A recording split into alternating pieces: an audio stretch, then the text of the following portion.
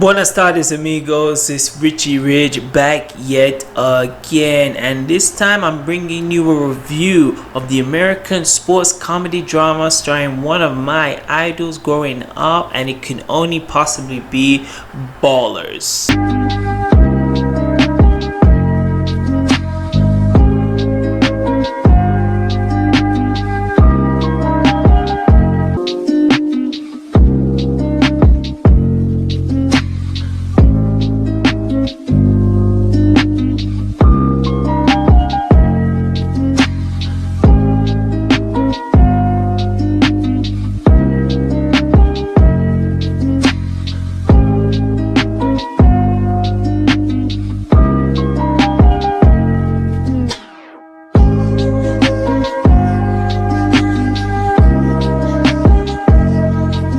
So Ballers, the sports drama, you could say comedy TV series that was on HBO, ran through the time period of 2015 all the way to 2019, starring the beloved Dwayne "The Rock" Johnson. It's a very interesting TV series. It was a series that is kind of like a documentarial, of like what life is like, not just for like football players but like athletes, like professional athletes, whether they be like NFL basketball players, soccer, hockey, how is it like after. And this is what is very compelling about this series, being led by Dwayne "The Rock" Johnson. I'm pretty sure it's no secret, I'm a huge, if you smell look at the tongue. Well, The Rock is cooking. I'm a huge fan of Dwayne "The Rock" Johnson. Him the biggest wrestlers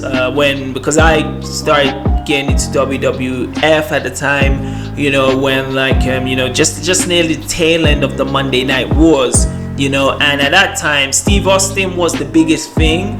After Hulk Hogan, and The Rock was the one who kind of took over when Steve Austin was injured. So The Rock, who was so popular at that time, that year 2000, that's when I started watching, you couldn't go anywhere without seeing Dwayne "The Rock" Johnson's the Brahma Bull logo progress further than WWE. Most of the wrestlers, they were stars, but they weren't able to kind of move into the next realm, which was Hollywood production films. With The Rock, his first biggest outage, in Hollywood was the attachment to The Mummy. The Mummy, which came out in 1999, starring Brendan Fraser and Rachel Weisz. Was a hit, and they made The Mummy Returns to Scorpion King, and The Rock had a big, you could say, cameo role in it.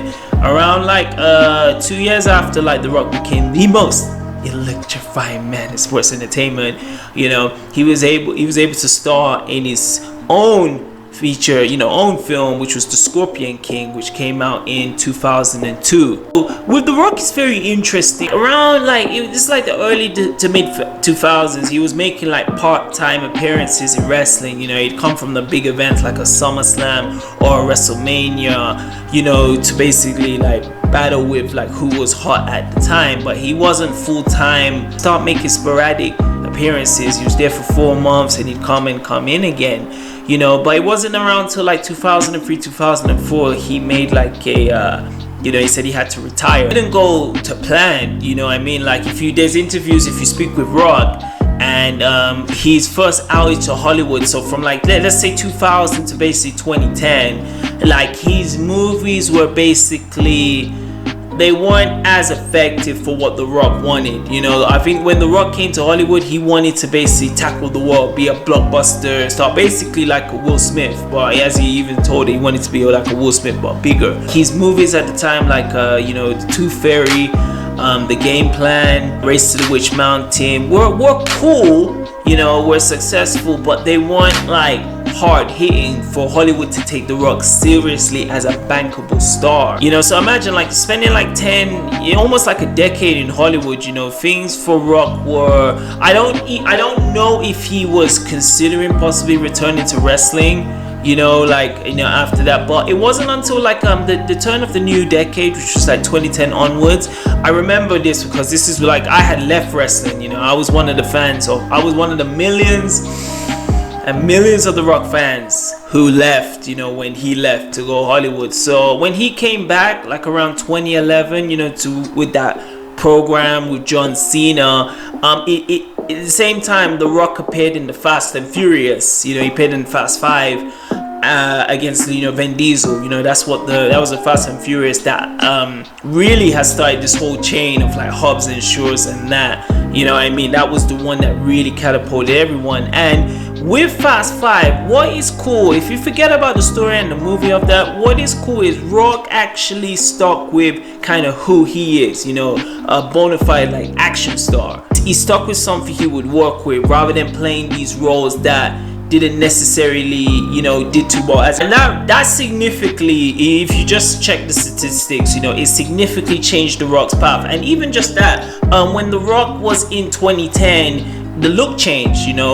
When Rock first came to Hollywood, like in 2000, he had more of a slimmer physique. He still had his hair.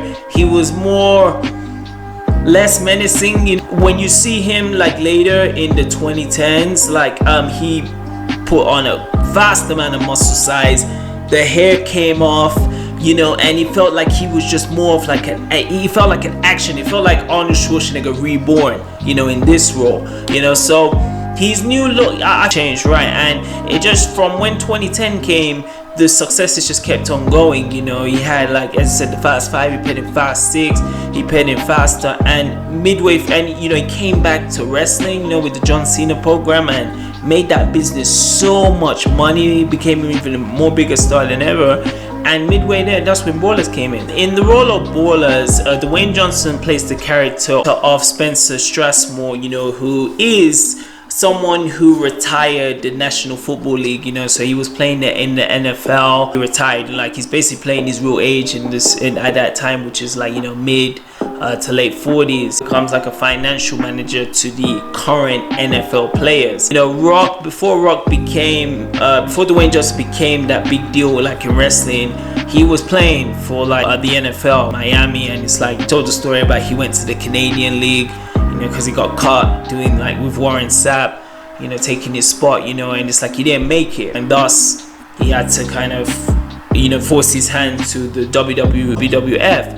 And you do see him in this. If he did go the NFL route and he made it, he made his millions, like this is probably life. Like if he didn't go the WWF route, he was like in the NFL, which is very cool. The series follows, Spencer Strasmore, Dwayne Johnson.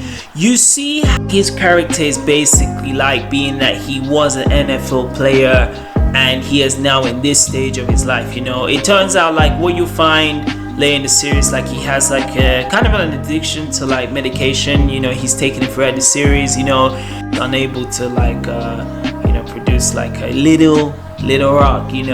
So you see his interaction with like the females. Turns out like each like season there's always like a different chick. Shows with like how Spencer is portrayed in this is he's someone who's not really stable, because you think naturally like when you're coming to retirement, you already have your family, you have your family ready, and that is now has to be your focus, that's your priority. But it shows that even though he's wealthy, he knows all these places that influential because he's meeting celebrities and that, he's trying to find stability in his life. And with Spencer's role, as I said, he's searching for stability, so his focus mainly is on the players. One thing that this show does like really deal with is it shows like how a lot of like the NFL players' minds are. Like drugs, it deals with sex, it deals with like mishandling money, which is a big thing in this. Most of these NFL players, they're talented on the pitch, but like outside it's like they need guidance. If you look at Jared's character, John David Washington, he's got like he's basically someone who's go to like his PA, TTD. He's hilarious. It's essential that he has that, because again, like not to get used or effed with. Similar to that, there's another character in this called Vernon, big NFL dude. He has this like childhood friend, who basically handles all of his like business deals. Who's he gonna meet, who's he gonna sign with, he has that. So it really shows like the essential of like these NFL players they need guidance and support. So pretty much like, you know, Dwayne Johnson, it's like he wants to be a financial guide and also kind of like a, you know, a mentor, like, you know, this shit is not gonna last forever. You know, this is what you need to do. You know, so like Spencer and Joe, you know, Rob and Dwayne, mainly they're like kind of thick as thieves. You know, like Troy Garrity, who's playing Jason, he's mostly on his own, you know, fields. You know what I mean? Same as Charles Green, Omar, who used to be a teammate of Spencer. You know, Spencer and Charles used to be a teammate, and that they're on their own, you know, kind of path. You know, but near the end, kind of climax of the seasons is where like Spencer now, instead of just working, you know, trying to just help like these individual players, he wants to try like focus more on the league itself. Like, what are they gonna do for NFL players if they get injured, insurance, what can the league do for these top athletes? Near the climax of the series, like he starts to deem that like basically Spencer's selfish, you know, because he's still, one thing you'll see is he keeps making these decisions, and majority sometimes they're wrong, you know, because he doesn't really consult. He's basically like, okay, well, I am legend, you know, I know how to make this decision. And Joe goes and saying like, well, why did you make this without consulting me? And they slowly drift apart, you know. Russell Brand, you know, he makes appearance in this series, you know, like just for pretty much the remainder of season 5. Joe's basic on his side, you know, Spencer's on his side, you know, Jason's on his side, you know, Charles is trying to become like a manager of that NFL team, you know. So what I really loved at that was like it starts like how most of them are close, and it's like they start to kind of spread out, you know, wings and go their own different pathways. The series has a lot, and I mean a lot, of cameos and special appearances of not just NFL players but like celebrities, you know, some of ones you probably haven't seen for a while, you know. Andy Garcia, you know, big actor in the 90s, you know, Internal Affairs, and you know, in the Godfather movies, you know, he plays a role as like not so much like as a, you know, a nemesis to Spencer, but you know, he's someone who's trying to take away like, you know, finance or clients, you know what I mean. So he's working against him, you know. Odell Beckham Jr.,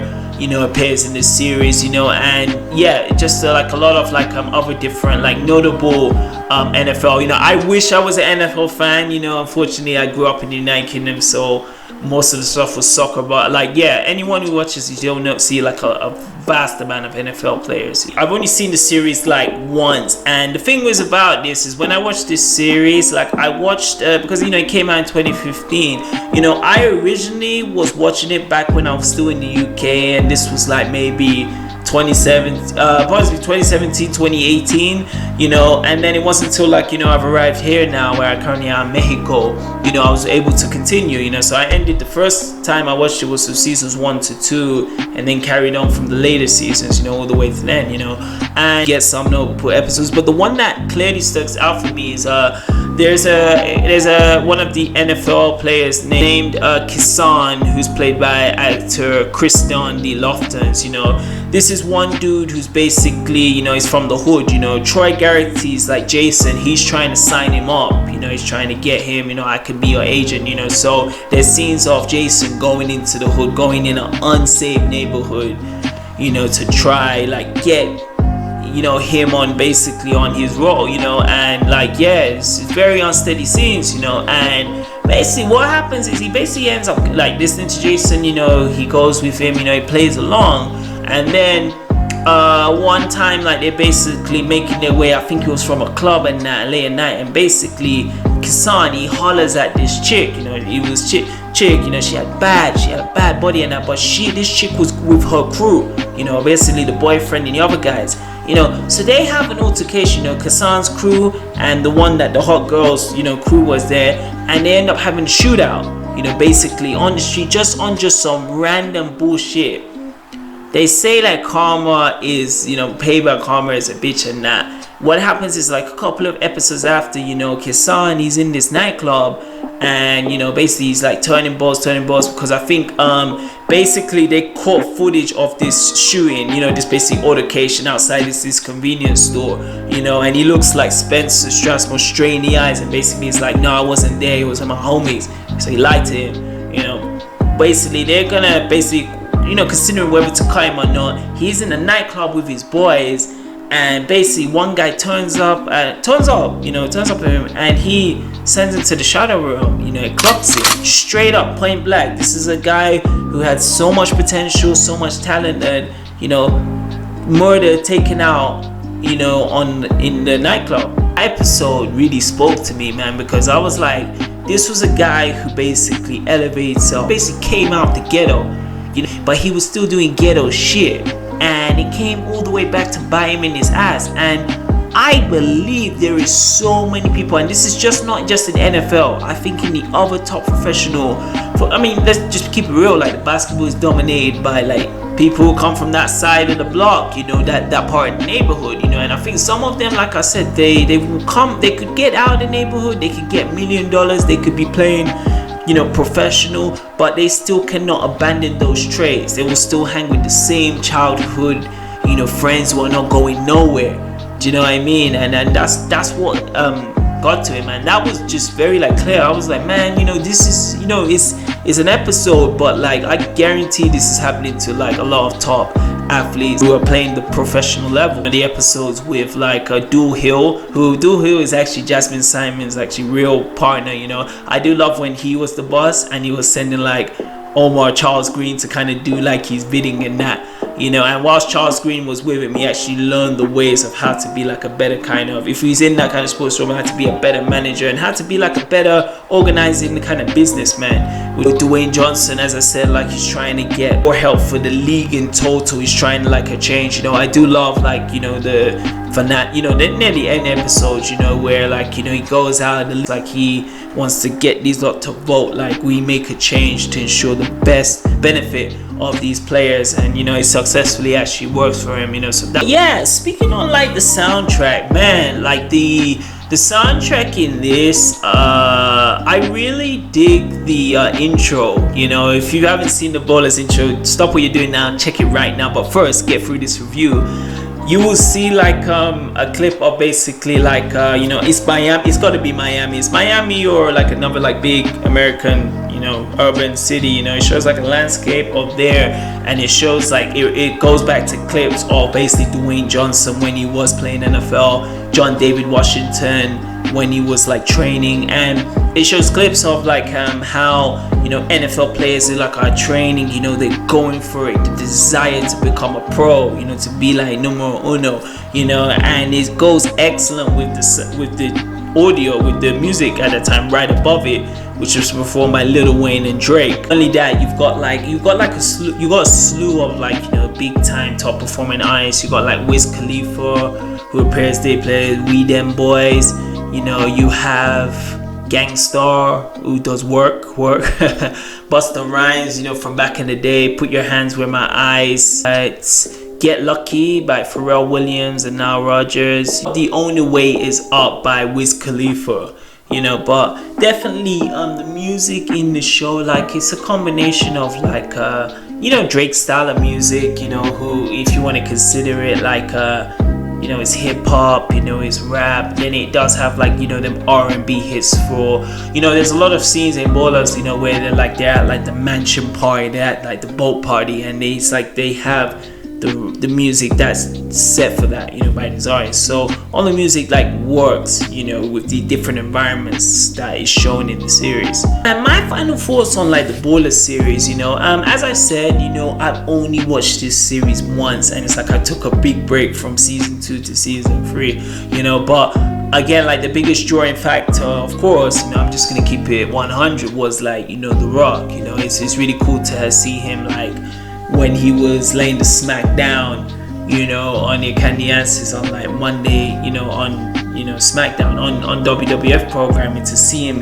transition into this, and as I said, like you see him in the movie roles, and then this was in the second part, it's like he got to Hollywood and now he's trying to maintain it, and I feel like his performance in this is very sincere, it's very believable, and because he basically grew up like an NFL. He did the wrestling side. He grew up, I know The Rock says like he has wrestling in his blood, but he does have that NFL side, and I believe it just shows like if he did progress like in NFL, this is possibly what he would be, and he does a great way. Like, he actually shows like he does actually care about the players. And because of like when he's caring about the players, he still hasn't, as I said, he doesn't have, Spencer is in his 40s in this, you know, Dwayne, he doesn't have a family, you know, he doesn't have any kids. He has these like flames of girls, but he, you know, because of like maybe he hasn't made peace, he's trying to help these others, you know. So he normally works out as a good mentor, you know. So, and I feel like you know, because it's one of those series like majority of the main, you know, cast, you know, as I said, like, you know, Joe, you know, Jason, you know, Charles Green, Omar, you know, like a lot of them, like they stay, you know, from when they introduced in the season 1 to like the end season. It's just like they grow, they all go like different ways, you know, and it's not until like the season finale like you see like all of them. So, you know, with that being said, man, you know, as a series as a whole, because I will be honest, I was way more thrilled to watch the earlier seasons. I felt, you know, even though getting introduced to the characters, the earlier more seasons, it did feel more like it was invested more on like, okay, one story, like, okay, we're gonna focus on this player, I want to sign him, I want to do what's the best of him. When it did later go on to like the league and a whole, and then like later, that's what that would be like. So like I mentioned the positives, this is where I would go into my negatives, where like season 3 comes on and it's like you see Spencer now is more focused on like it's more of a national, he's now focused on more of the league. I did feel that too much more characters got brought in the series that didn't really need to if they just had focused with this, you know. Like near the end, then as I said, I talked about the Flames, in the end of the season, you know, Russell Brand comes in, Joy Bryan comes in, you know, Andy Garcia, he leaves, you know. What is it, just a litany of like other like celebrities, you know, celebrities, you know, they have this kind of studio where it's like they want to do now, instead of sports, like Joe and like Vernon's best friend, you know, they want to like help these gamers, you know what I mean. So now it's like they're gonna turn their attention now to be like making these gamers like, you know, big millionaires. They're gonna really like invest in these gamers. Like I felt that part was just unnecessary, because I felt the attention was, it's an NFL show, and then it went into this. So there was a time like too many of these characters like were coming into the series where and I do get it, you know, expand the show for sure, you know. Obviously, you know, it's cool, like you want to, like, you have your premise, then you expand, but there was characters that were there that just didn't necessarily need to be there and were only kind of one shot. As I said, the gamers, like they had an episode that was voted to Vernon and like the, you know, the teenage gamers, and I was just like, it was just unnecessary. Yet like meanwhile, like Jarrett, John David Washington, like he's handling like the radio station, you know, he now has a wife, you know, and they didn't spend as much time, you know. And even forget like Jarrett Washington, John David Washington, he had steroids, you know, so they didn't really like go into examine why, the real reasons, like John David Washington, Jarrett was taking steroids, you know what I mean. Even like that like Kassan, who I said about him, you know, him and him, they kind of had like a, you know, altercation, you know, and it's like they mended up, but it's like they didn't really invest like on the main premise of the characters. Like the last couple of seasons, I felt like they brought in new characters and they're just trying to expand, and some of the characters do get lost, you know. The whole I would give the Ballers series a 3.75 out of 5, you know. I feel the series really starts strong. It's helped a lot because Dwayne Johnson is the lead. I don't think it could work if another person was another like NFL star who maybe turned to acting could have done it, you know. I think it really was. And what I did find out is like The Rock did like help with the producing. He's like $7, you know, kind of agency, you know, they help with getting this out, you know. So it does feel like a Rock, Dwayne Johnson vehicle.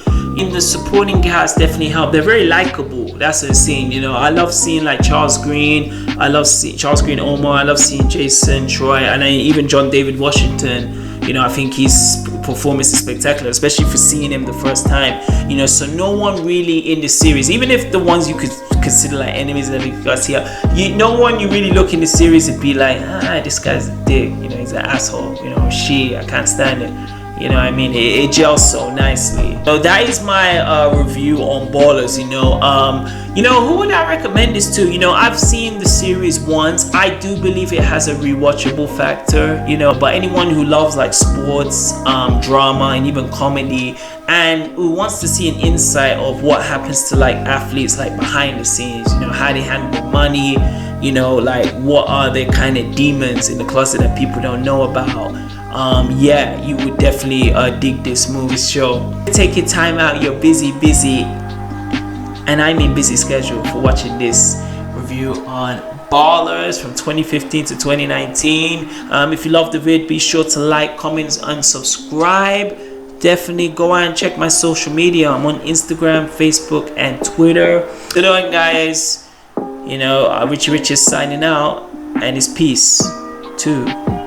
You know the rest. Dun, dun, dun.